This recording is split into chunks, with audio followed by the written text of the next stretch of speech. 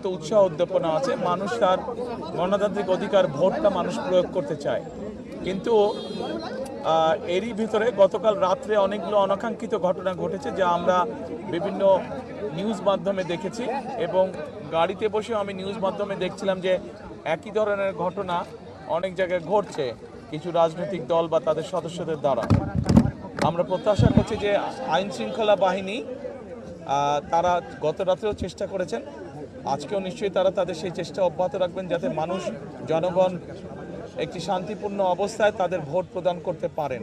কারণ গত এক যুগেরও বেশি সময় ধরে মানুষ এই অধিকার থেকে বঞ্চিত ছিল। মানুষের মধ্যে অত্যন্ত উৎসাহ উদ্দীপনা আছে। আমি সকলকে আহ্বান করব, আসুন আমরা সকলে মেনে চেষ্টা করি মানুষ যাতে শান্তিপূর্ণভাবে সুন্দরভাবে তাদের এই অধিকারটি প্রয়োগ করতে পারে, এবং আমরা সকলে মিলে একটি আমাদের প্রত্যাশিত সুন্দর বাংলাদেশ আমরা গড়ার উদ্যোগ গ্রহণ করতে পারি। তাহলে জয়ের ব্যাপারে আমরা আলহামদুলিল্লাহ আমরা কনফিডেন্ট, আমরা আশাবাদী জয়ের ব্যাপারে।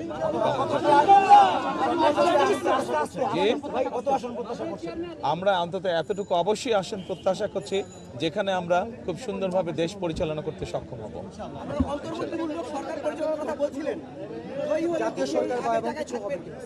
আমরা বলেছি যে আমরা যে সকল রাজনৈতিক দলকে একসাথে নিয়ে আমরা আন্দোলন সংগ্রাম করেছি, আমরা চাই আমরা কম বেশি সকলকে নিয়ে একসাথে দেশ পরিচালনা করতে।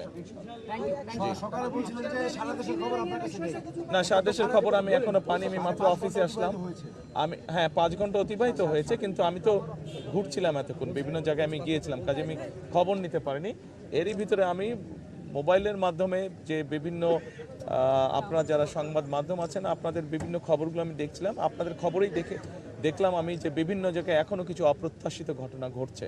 কোনো একটি রাজনৈতিক দল এখনও কিছু অপ্রত্যাশিত ঘটনা তারা বারংবার ঘটিয়ে যাচ্ছে। কাজে আমরা চাই না যে এসব ঘটনা ঘটুক।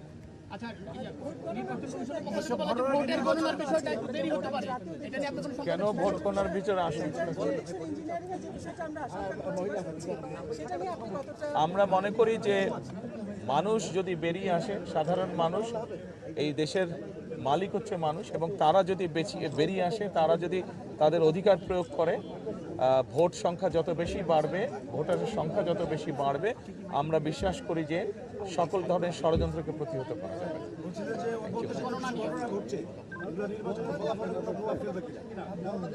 এগুলা নির্বাচনে যারা এইসব ঘটনা ঘটাচ্ছে তাদের প্রতি তো মানুষের বিরূপ ধারণা হবে বলে আমরা বিশ্বাস করি, কারণ ঘটনাগুলো তো ভালো না। তারা তো বিভিন্নভাবে বিভ্রান্ত করার বা অনৈতিক কাজ করার তারা চেষ্টা করছে, কাজে তাদের প্রতি নিশ্চয়ই মানুষের বিরূপ ধারণা হবে।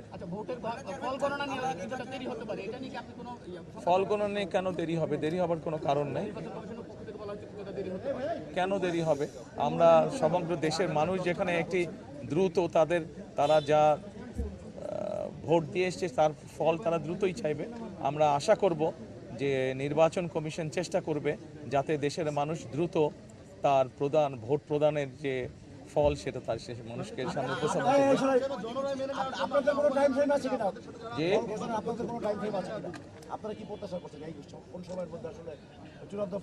দেখুন, আমরা 91 সালে দেখেছি নির্বাচন, আমরা 96 সালে দেখেছি, 2001 সালে আমরা নিরপেক্ষ নির্বাচন দেখেছি। স্বাভাবিক একটি তো সাধারণ টাইম ফ্রেম তো আছে। আমরা প্রত্যাশা করব যে সেই টাইম ফ্রেমের মধ্যেই জনগণ রেজাল্ট জানতে পারবে।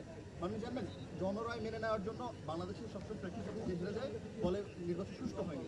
আপনার জায়গা থেকে আপনারা জনরায় মেনে নেবেন কিনা, এবং যারা হেরে যাবে তাদেরকে মেনে নেওয়ার জন্য আহ্বান জানাবেন? নির্বাচন যদি সুষ্ঠু, নির্বাচন যদি নিরপেক্ষ হয়, নির্বাচন যদি বিতর্কিতহীন হয়, তাহলে অবশ্যই কেন মেনে নেব না? সব দলই আমরা মেনে নেব, কিন্তু অবশ্যই এখানে একটি শর্ত আছে যে নির্বাচন নিরপেক্ষ হতে হবে, নির্বাচন শান্তিপূর্ণ হতে হবে। আমরা যেসব অনাকাঙ্ক্ষিত ঘটনা দেখছি, যেভাবে মানুষকে বিভ্রান্ত করার চেষ্টা হচ্ছে, সেই এরকম বিষয় তো অবশ্যই মেনে নেওয়া যাবে না, কেউই মেনে নেবে না। আমার কাছে মনে হচ্ছে যে ভোটার উপস্থিতি আমি যতটুকু ঢাকা শহরে দেখেছি, আমার কাছে মনে হচ্ছে আলহামদুলিল্লাহ মানুষ অত্যন্ত উৎসাহ ভরে তার ভোট প্রয়োগ করতে যাচ্ছে। 17 বছর আপনার এই ভোটের দিনটার জন্য আপনারা আন্দোলন করেছিলেন, আপনার হাজার হাজার নেতাকর্মী হয়েছেন, আজকের দিনটি কি আপনাদের সেই আন্দোলনের একটি সফলতা কিনা?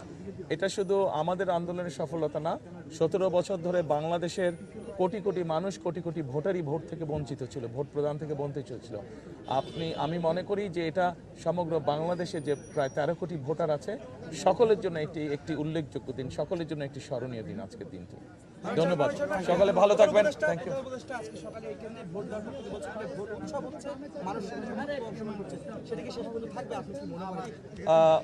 প্রধান উপদেষ্টার কাছে যেহেতু উনি সরকারে আছেন, ওনার কাছে হয়তো ইনফরমেশন বিভিন্নভাবে থাকতে পারে। আমি যেহেতু এখনও সেভাবে সারা দেশে ইনফরমেশন জানি না, কাজে আমি এ ব্যাপারে বলতে পারবো না। আমি শুধু ঢাকা শহরে যতটুকু দেখেছি, আমি তো বললামই যে মানুষের মধ্যে উৎসাহ উদ্দীপনা আছে। আমরা বিশ্বাস করি গত 2 দিনে যেভাবে দেখেছি মানুষজন লঞ্চ, স্টিমারে, ট্রেনে, বাসে করে বিভিন্ন উৎসাহ নিয়ে দেশে ফিরে গিয়েছে, যার যার এলাকায় ফিরে গিয়েছে ভোট প্রদানের জন্য। আমরা প্রত্যাশা করি যে সেই উৎসাহটার প্রতিফলন আজকে নিশ্চয়ই থাকবে বিভিন্ন জায়গায়। জামাত ইসলামের বেশ কয়েকজন এজেন্ট বা সদস্য তারা অস্ত্র নিয়ে ধরা পড়েছে, টাকা নিয়ে ধরা পড়েছে, এই বিষয়গুলো নির্বাচনকে আসলে অনেকটা প্রশ্নবিদ্ধ হয়ে আজকে সকালেও আমি কোনো একটা নিউজে দেখেছি, আজকে সকালেও বোধহয় ঘন্টা 2 আগেও এর একই ঘটনা ঘটেছে। ধন্যবাদ।